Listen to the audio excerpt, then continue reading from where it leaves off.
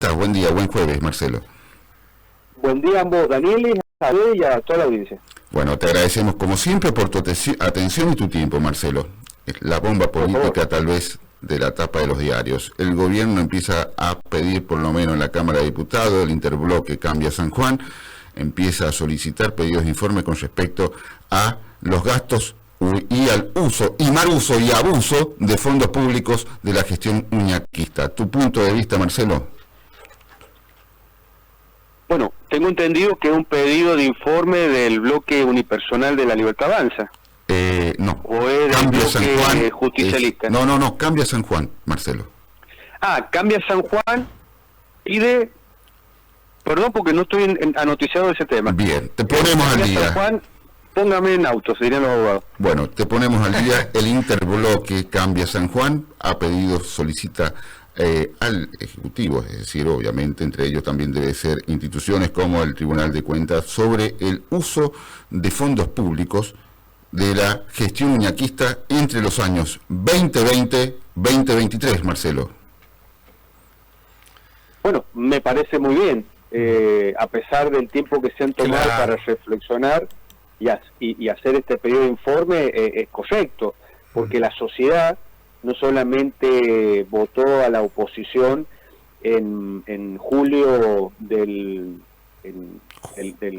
2023 para cambiar el gobierno provincial, sino que también se le dio un mandato al nuevo gobierno para que no quedara impune las fuertes sospechas que habían de corrupción en los gobiernos de Gioja y de Uñac. Veo que está muy limitado al último año del gobierno de Sergio Uñac.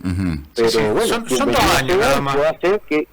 Son 2 años nomás, Marcelo, el 2020 y 2023. El último gobierno. Es que exactamente, el último gobierno, pero no es todo, solamente son 2 años Uñac. nomás, claro, exactamente. El primero, recordemos que estábamos en pandemia, donde hubieron gastos que aparentemente para la gente que ha hecho este pedido no fueron muy claros, ni hablar de lo que pasó el 2023, con esos 14 millones de dólares, 14.000 millones de pesos también, que se gastaron en lo que fue marketing. En todo esto tenemos que ver la Fiesta del Sol, Daniel y Marcelo, en donde nunca se rindió un peso.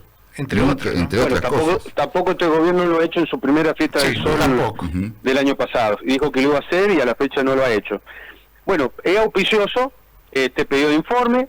Yo supongo que el Ejecutivo conoce al dedillo cuál ha sido...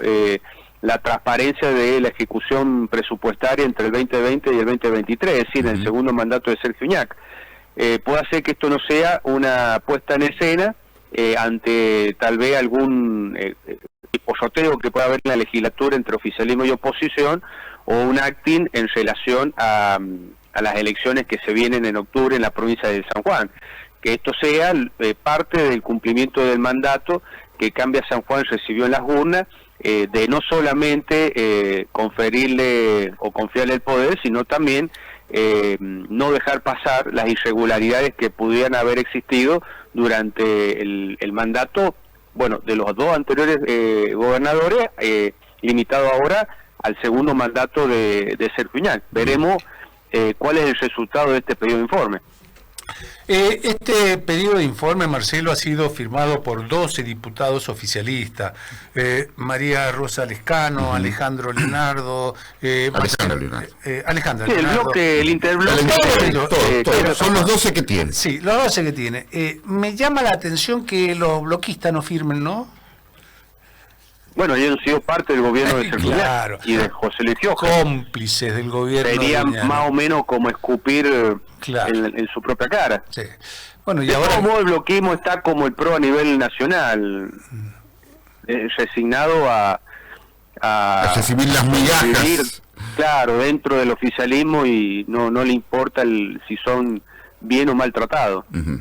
Sí, en realidad hacen 53, hay 43, 45 años que están más o menos así, porque te recuerdo que estuvieron con la dictadura, con el radicalismo de Alfonsín, con el peronismo de Menem. Ellos siempre aspiraban a liderar esos procesos, en gobiernos militares o en gobiernos civiles, hasta que la crisis del 2020, el 2001-2002 llevó al bloquismo a recular, digamos, después de la gestión de Gualdino Acosta, y esconderse atrás de los pantalones del Partido Justicialista, y pareciera que ahora quiere hacer lo mismo con Producción y Trabajo. Pero bueno, allá ellos de tener esa política de subirse, digamos, a los callos de otros partidos para tener una subsistencia seguramente vinculada con los cargos públicos, pero absolutamente ausente en el debate político para tener, digamos, el acompañamiento y la confianza electoral de una parte de la ciudadanía.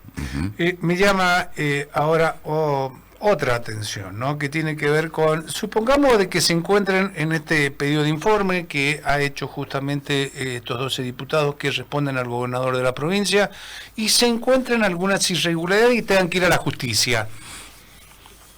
Vos sos el ejemplo, nada más ni nada menos, junto con el doctor Seguí, que presentaron una denuncia y nunca se investigó, nunca se cajoneó. Tu denuncia fue cajoneada. ¿Puede ocurrir lo mismo ahora, teniendo en cuenta que el 99.9% de los jueces y fiscales que tiene la justicia sanjuanina son todos compañeros peronistas? Bueno, pero las circunstancias políticas que han cambiado, porque cuando nosotros con Diego Seguí hacíamos esas denuncias, no solamente la de la RT, lo hacíamos con un oficialismo, el Partido Justicialista, en el clima del ejercicio del poder, y ellos habían diseñado una justicia para que no se investigara los delitos de corrupción. Hoy ese justicialismo está en la oposición, y el gobierno provincial está en manos de otro partido que, bueno, esperemos que con la información, y si surge de esa información que piden este bloque de diputados irregularidades, bueno, se presenten en la justicia para que la justicia investigue. Y ahí veremos si las tensiones políticas no afectan o alteran la independencia del Poder Judicial a la hora de investigar y eventualmente juzgar y condenar a los responsables de estos delitos que genéricamente se denominan de corrupción. Por eso, esto abre una expectativa interesante, esperemos que no la frustren.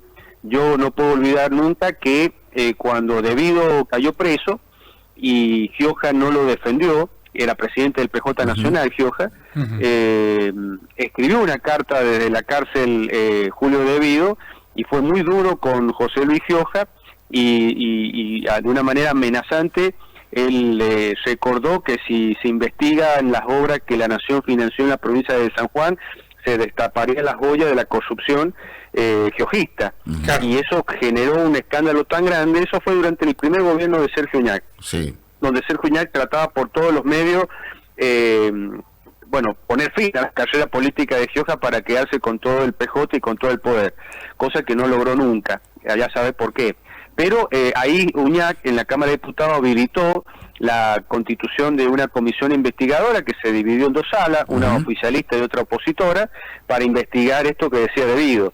El oficialismo llegó a la conclusión de que no hubo ninguna sola irregularidad en todas estas obras que mencionaba Debido: el estadio de fútbol, el estadio bicentenario, varias rutas, el centro cívico, el centro cívico, y en cambio el bloque de la oposición llegó a una conclusión parcial, porque primero denunció que el Ejecutivo nunca colaboró y nunca mandó toda la documentación de todas estas obras, solamente una, la de Ruta 150, y en aquella ocasión el bloque de Producción y Trabajo denunció que faltaban 45 millones de dólares en la Ruta 150, y ellos anunciaron esas conclusiones de esa investigación, me acuerdo, un 30 de diciembre del 2017, que no se enteró nadie, estaba todo el mundo pensando en la fiesta de fin de año, pero tampoco fueron a la justicia a denunciar lo que ellos habían descubierto. En ese caso había que haberlo hecho como Comodoro Pi y haber presentado esta cuestión en el juzgado que estaba a cargo de el ya fallecido juez Bonadío, para que le incorporara en la investigación de diversos delitos que se seguía contra Cristina Fernández de Kirchner, Debido y demás. No lo hicieron. Bueno, con Diego Seguí lo hicimos a través de Margarita Stolbizer, quien presentó ese informe a ese juzgado, y bueno, tiene que estar ahí seguramente investigándose, y algún día será justicia. Pero bueno, habrá que ver qué actitud toma el oficialismo, hoy Producción y Trabajo, con respecto a toda esa información que ellos ya las tienen, porque le están preguntando al Ejecutivo. Claro. Y el Ejecutivo, desde que asumió, decidió nunca mirar para atrás y priorizar, bueno, acuerdos políticos en la legislatura. Esto quiebra esa lógica, lo cual es interesante, y bueno, estaremos todos atentos el resultado de estos informes y qué se hace con la información que se obtenga.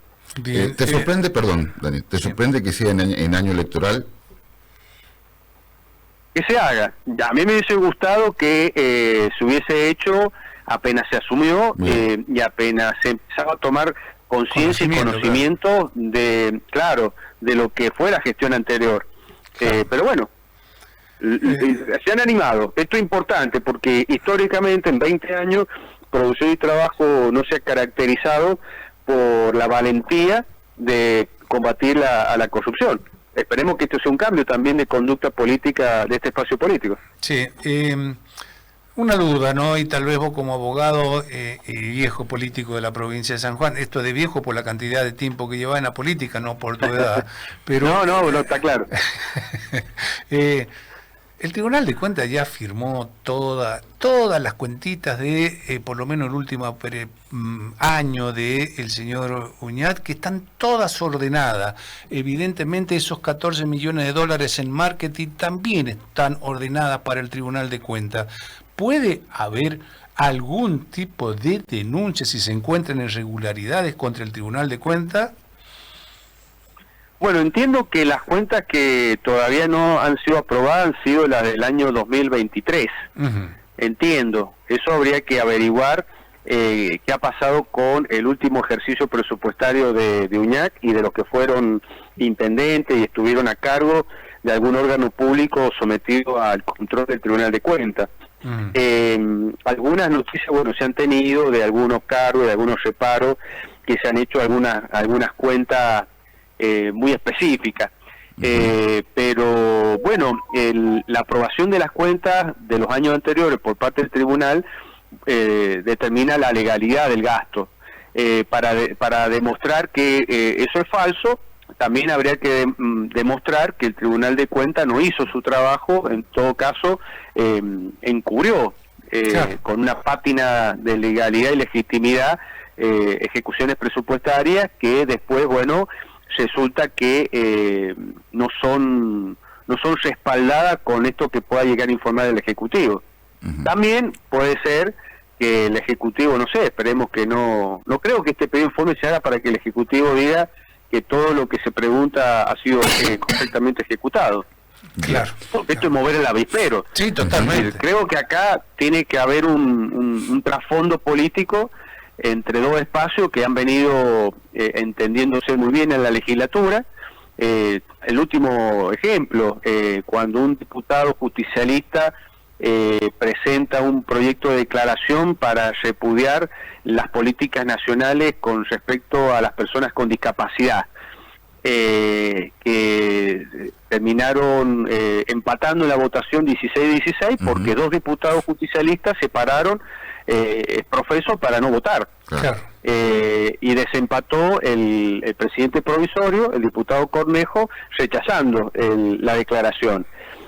Para mí todo eso son acting, porque si a vos estás en un bloque o en un interbloque y dos diputados se te paran y para frustrar un proyecto propio y después no toman ninguna medida de tipo disciplinaria dentro del bloque, es porque, bueno, esto es un juego, todo un teatro o un circo.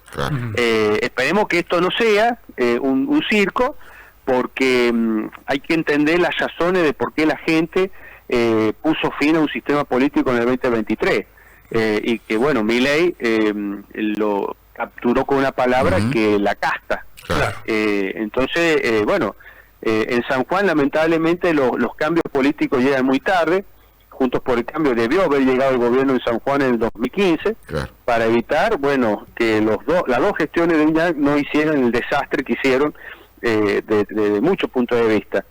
Bueno, hoy debería llegar al gobierno en el 2023 una gestión que se piense la provincia de San Juan y el tema de la transparencia, no solamente en el presente y el futuro, sino fundamentalmente exponer la sociedad a qué hemos estado sometidos en estos 20 años anteriores, es algo que la sociedad reclama. Bien.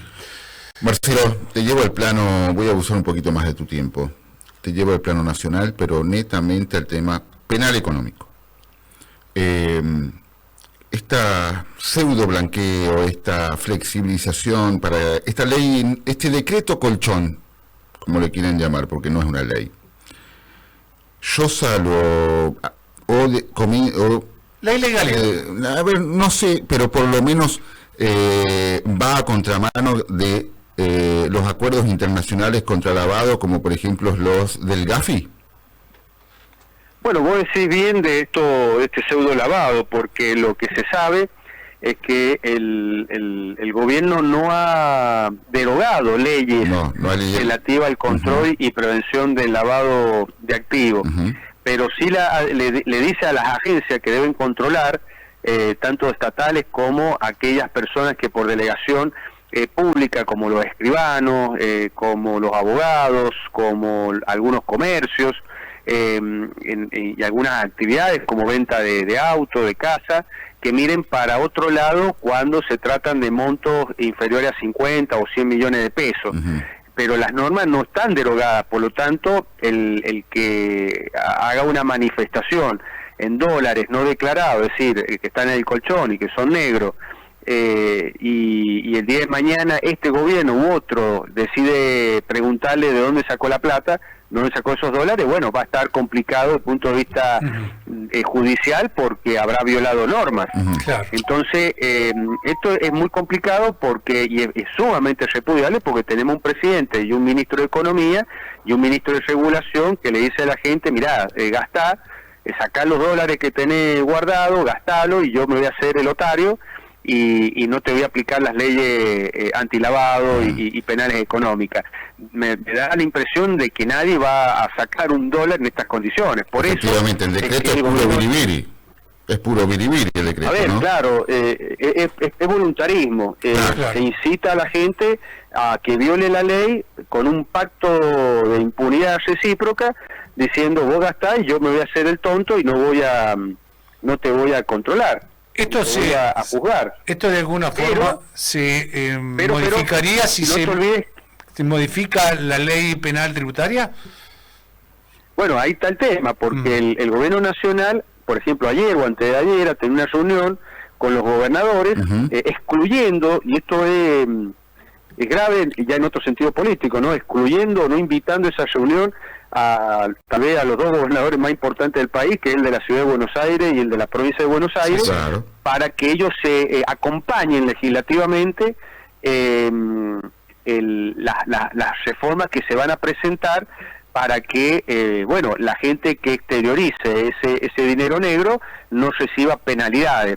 Ahora, esto es de vestir un santo para vestir a otro, porque si Argentina desmantela el sistema legal de control y represión de lavado activo, de narcotráfico, del terrorismo, de la trata de blanca, etcétera, etcétera, de la corrupción. De la corrupción a nivel internacional, digamos, Marcelo, ¿no? Bueno, vamos a ser un país paria, a nivel internacional, porque nos vamos a convertir en un país atractivo para la delincuencia organizada, y eso va a significar muchas penalidades para Argentina, con el Gafi, que es la institución que a nivel internacional regula este tema y controla que los países no permitan el blanqueo de dinero mal habido, sino que, por ejemplo, la aspiración histórica de ingresar al OCDE o permanecer en el grupo de los 20 países más importantes del mundo, bueno, se terminó, porque nadie va a aceptar a un país que insta a terroristas,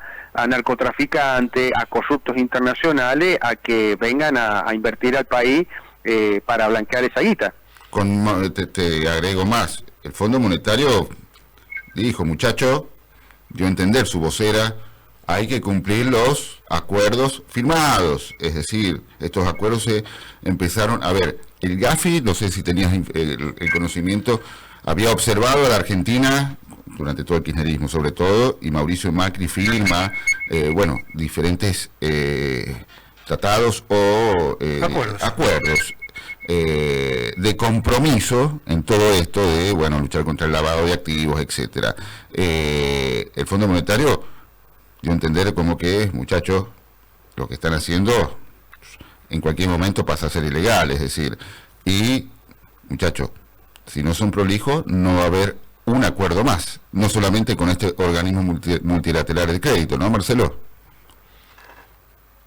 Bueno, a ver, el Fondo Monetario creo que está preocupado porque se firmó el convenio y la Nación no lo está cumpliendo. Se recibió el dinero y no cumplió con uno de los puntos del acuerdo, que era acumular reserva, 4.500 millones de dólares por encima del préstamo que le ha dado el Fondo Monetario para fines de junio, y estamos muy lejos de esa meta porque el gobierno nacional no ha comprado un solo dólar. De hecho, nos hemos endeudado en 1.000 millones de dólares para acumular reserva y ver si se puede llegar con otros endeudamientos, esos 4.500 para fines de junio, pero no pero el gobierno nacional ha decidido que el Banco Central no compre dólares, porque de hacerlo, bueno, eso puede significar un incremento de la inflación, porque el dólar se apreciaría, y el gobierno está hoy pensando en las elecciones de septiembre de la provincia de Buenos Aires y de octubre a nivel nacional, y quiere llegar con el menor índice posible de inflación, aunque esto empiece a provocar otros efectos colaterales, como, bueno, la caída de la producción, del consumo, la dualidad de la sociedad argentina, donde vos tenés un sector que de una u otra manera, ya que habrá blanqueado o tiene ingresos vinculados en aquellos sectores de economía que está funcionando en el país, como la finanza, como el extractivismo, y bueno, están cambiando autos, están comprando casa, están viajando al exterior, pero después tenés un sector muy grande de la sociedad, tal vez mayoritario, que bueno, no solamente eso no lo puede hacer, sino que por lo que te indican los datos de consumo de alimentos van cayendo, y que no llega a fin de mes o a la quincena. Y yo, por ejemplo, en San Juan hacía muchísimo tiempo, tal vez habría que ir después de la crisis de la convertibilidad 2001-2002, ver tanta gente mendigando, la venta ambulante, gente cartoneando, la verdad, y bueno, seguramente los que están escuchando el programa caminan sus departamentos, el centro y los centros comerciales del Gran San Juan, y bueno, este nivel de que no es pobreza, ya es indigencia, está muy estructurada, está muy afectada, y bueno, hay ganadores y perdedores. Esto lo ha dicho Reazu, que es un economista que ha llegado al gobierno nacional, y que ha dicho con todas las letras de lo que el gobierno nacional se niega a reconocer, y es que bueno, todo programa de reestructuración de la macroeconomía y de bajar la inflación, etcétera, tiene sus efectos colaterales por una caída de la producción y del trabajo. Y esto se comienza a ver, cierre de empresas, de fábrica, de comercio, la gente que no recupera su poder adquisitivo, fundamentalmente si estás vinculado al sector público o privado. Eso a pesar de que sí hay personas que está muy entusiasmado porque le permite acceder a un nivel de consumo que no había tenido en los últimos 10, 15 años, comprando auto, casa. Pero eso es otra Argentina. Hay varias Argentinas en una. Entonces, bueno, el gobierno provincial ha manifestado que está de acuerdo con lo que ha planteado la Nación en ese Zoom y que apoyaría todas estas reformas que pueden poner al país como un país paria, porque la provincia también está necesitada de recursos, porque la recaudación nacional cae, IVA, ganancias, y esto afecta a la coparticipación, y ya estamos viendo en San Juan cómo empiezan a estallar muchas cosas, los municipios, un gobierno que está al filo, si es que ya no está en déficit fiscal, me refiero a la provincia, hay sectores como la construcción que no levanta, bueno, el conflicto de los remiseros expresa que la gente hace changa bajando aplicaciones como Uber o Didi, si tiene un auto. Entonces en vez de haber, no sé, 100 taxis y remises en San Juan, ahora hay 500, y eso significa que la torta se reparte entre más personas y está afectando seriamente los ingresos de remiseros y taxistas. El sistema de salud está colapsado porque la inflación en materia de medicamentos y prestaciones médico-asistenciales ha crecido exponencialmente, y las obras sociales van colapsando, como los centros médicos prestadores. Los empleados públicos y del sector privado, los salarios van atrás de la inflación, no terminan de recuperarse. bueno, tenés sectores que van estallando y el gobierno provincial está desesperado por recursos y bueno, va a terminar transando en cuestiones que después van a ser un dolor de cabeza para el país, para la provincia. Estos son los efectos, sin ninguna duda, de este plan de ajuste tan doloroso que está sufriendo la Argentina, ¿no? Fundamentalmente el sector más bajo y que son mucho más de aquellos que de alguna forma es atractivo esto, comprando auto, comprando casa, tal cual lo manifestaste, ¿no? Bueno, los sectores que están pagando el ajuste, están viendo cómo pasa la motosierra, la licuadora y el freezer, recorte, licuación de ingreso y postergación de compromisos antes que asumía el Estado, por ejemplo la obra pública, pero ese sector en términos mayoritarios creo que conserva la esperanza que a este gobierno le vaya bien. Claro. Cosa que redobla la obligación de este gobierno de hacer las cosas bien y no desviarse en un proyecto hegemónico y totalitario como tiene en mente el Triángulo de Hierro, que está poniendo en riesgo el gran esfuerzo que están haciendo los argentinos para dejar de atrás la inflación, la decadencia, la falta de calidad de vida. Por eso cada vez que ataca a la prensa, cada vez que ataca a las instituciones, cada vez que ve a la CIDE como un órgano de control policíaco, no solamente de las redes sociales, sino de la gente que opina en contra, estos son degradaciones que tarde o temprano van a afectar la economía. Marcelo, te hago la última, muy cortita. ¿Es prematuro saber qué va a ser el GEN a nivel nacional y acá a nivel provincial políticamente para este año? Respuesta cortita, es muy prematuro. Bien. Muy prematuro. Marcelo, te damos las gracias, como de costumbre, por tu predisposición y estar siempre dispuesto a conversar con los cronistas de la mañana, con la gente de Radio Ala. Muchísimas gracias, Marcelo. Que tenga un bonito día. Un fuerte saludo a la audiencia. Gracias. Igualmente. Bueno, fue el doctor Marcelo Lorencibia, ¿no? Con sus amplios conceptos. Sí, Daniel, creo que hemos tocado todo. Queda claro que... ¿A usted le hacía yo lo del blanqueo, este pseudo blanqueo? No, mientras no se modifiquen las legislaciones tributarias, y no ojo, para romper, nada, ¿no? Tiene sus costos cuando rompes compromisos internacionales. Claro. Ahora bien, ¿no? Hay que ver los montos también, ¿no? Porque yo le digo 50 millones de pesos, que es lo que se está hablando. Algunos hablan hasta de 100 millones de pesos. $100.000. Sí.